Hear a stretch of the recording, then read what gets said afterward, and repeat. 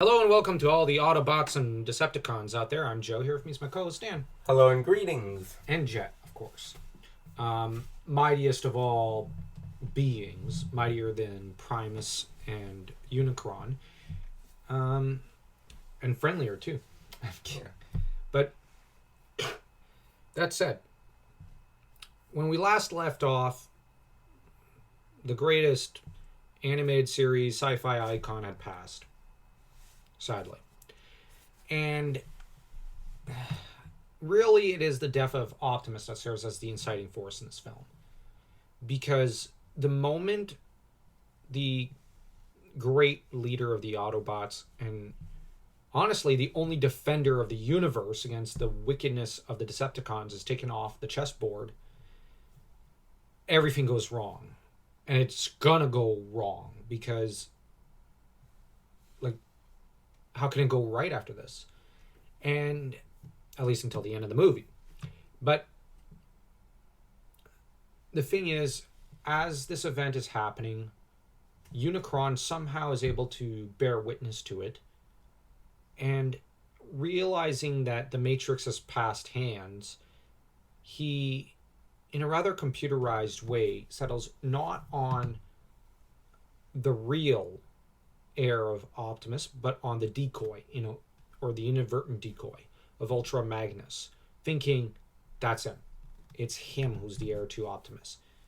He can open up the Matrix. He must be the chosen one. It's almost like Unicron's working by mathematical formula, but not calculating in the almost, dare I say it, human element, so to speak. And not calculating the possibility of, say, hope or faith or whatever, or love. And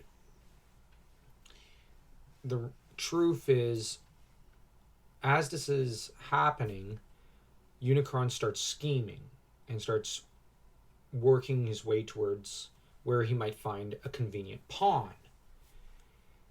Meanwhile, the Decepticons on board Astro Train are told by Astro Train, jettison some weight, else I'll never make it back to Cybertron. At which point Starscream, being the treacherous worm that he is, says, "Oh, he's suggested that we lighten his burden. How about we submit this to a vote? What do you all say?" And you've got those who formed Devastator, and they all vote yay for the jettisoning of those who are too weak and vulnerable to survive without Cybertron. And then everyone, including Soundwave, votes in favor as well, even if Megatron is included in that list. Then so do all the rest. And it's really Soundwave turning against Megatron, which is the shocking part, as he's always been a yes man. And for him to choose to do away with Megatron and betray him is kind of a surprise.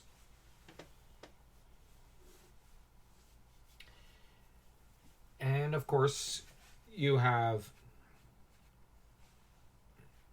Megatron, who ends up saying, "Wait, I still function," and starts begging. Yeah, after all he's done, for him to beg is rather disgusting. And of course, Starscream replies with, "You wanna bet?" After having said, "Oh, how this pains me to do so," milking this moment and having waited an eternity for it, because Starscream's a treacherous worm. And of course he jettisons Megatron, who is heard howling with rage, "Starscream!" And this is when it's going to go all wrong for a lot of the Autobots for this film, and for Starscream for a long time, because Starscream's going to come to regret this decision. See Beast Wars for that. It is now in the next scene that we get the most, or one of the most iconic scenes in Transformers history. Most other depictions have tried to rival this scene and depict it, and they've all failed, because of course they have. They were led by failures and whatnot. I'm just saying. This scene is pure animation gold. And actually, that's the color of Unicron. But anyways, Unicron calls out to Megatron, who, given that he's dying and he can barely see and he's probably got all sorts of internal technical failure, is going, wait, who was that? What? Who are you? I am Unicron, says Unicron. And this is a chilling scene, which it's great. Unicron is the largest and most evil transformer who ever lived. Yeah. He killed his brother Primus. And Primus's body came to form Cybertron. So that all Cybertronians are descended from Primus. The only thing is, even the Decepticons. But Decepticons are infected ones. And have become evil. At least that's as far as I understand the lore. And Unicron is just... he's such a great villain. But he is the Cybertronian devil. And he's supposed to be depicted as, well, a bit of a devil kind of figure. And Orson Welles is such a good choice for a voice actor for him. He's got such a great voice. Unicron informs Megatron that I have summoned you here for a purpose. And you have Megatron. No one summons Megatron. And I just love how Unicron just replies to him almost smugly, that it pleases me to be the first. There's so much salt he's rubbing into that open wound. And you could see Megatron's just not impressed. But what's he going to do about it? Nothing. It's either die slowly or listen to Unicron. He probably should have chosen death. Because he's selling his soul here. Yeah. Megatron informs Unicron, like, after he's told, well, I need you to bring me the Matrix of Leadership. So I can destroy it. Is the one and only thing I fear. And Megatron tells him, I killed Prime. You're good. You're good. I did it with my bare hands. You exaggerate.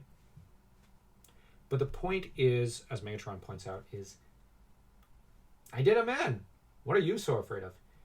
But this is where Megatron has a big revelation from his face. The Matrix of Leadership, and thus leadership of the Autobots, has passed to Ultra Magnus. And this is where I'll actually say something.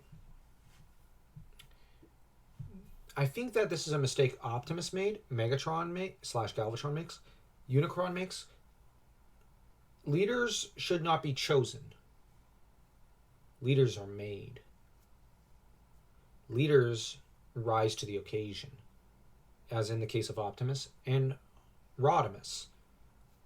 And this is a common mistake, but it does happen throughout history that people make this mistake. At one point, the Romans, for example, had a good solution. Let the finest military and political mind rise to the occasion, and you pick him to be the next emperor or princeps. Hence, you got the 5 good emperors. They rose to the occasion. That's probably how it should be. The sad thing, though, for Megatron is that the choice is also worsened for him when it comes to being told, you're going to go hunt down Ultra Magnus and bring me that Matrix. We actually see Megatron get on-screen tortured. And he cracks immediately and says, okay, stop. Please, stop hurting me. At which point, you just have Unicron. Oh, glad you see it my way. So already we see how evil Unicron is. He has no problem torturing someone. And this is particularly shocking because this is supposed to be a PG-rated film, but wow, parental guidance seriously advised. I'm not joking there. Seriously advised. And Megatron is the first one, as our oldest brother often told us after Beast Wars came around, to be transmetalized. That is to say, he becomes a transmetal, so to speak. And this upgrades him and his immediate men who are broken and shattered, because they're also transmetalized. They are transformed into, honestly, such a fearsome fighting force that even the Lu Bu or Musashi of the Autobots, Optimus Prime, would probably be broken physically within a matter of minutes or something by these guys. I'm not saying that to bash Optimus. No. Physically, as we saw earlier in the film, who could match Optimus Prime? Well, apparently, in my opinion, Galvatron probably could. But the very thought of someone being able to go toe-to-toe with Optimus Prime is just a shocking idea, because, like it or not, he is uber powerful. Even if he can't access the kind of power from the Matrix that Rodimus could, he is still really